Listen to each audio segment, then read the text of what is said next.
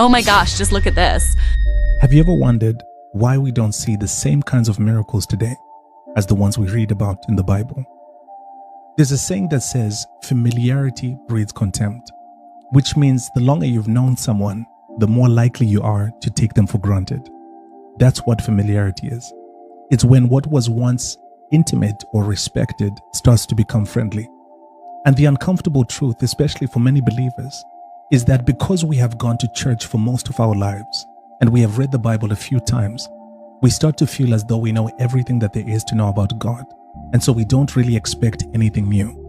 And as a result, what was once a passionate pursuit of God has gradually become casual worship.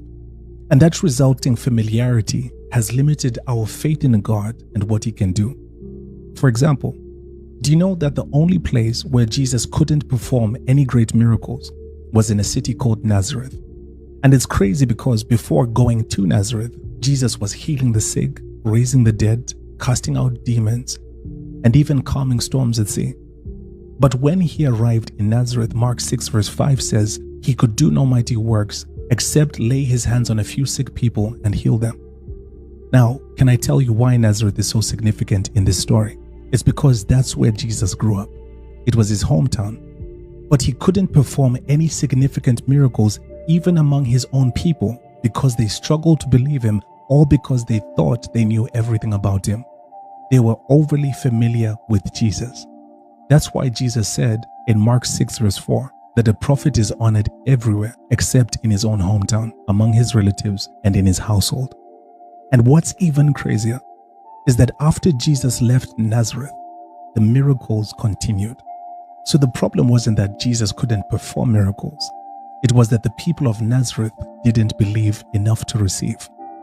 As I said, the truth can be uncomfortable, but in many ways, today's church resembles Nazareth.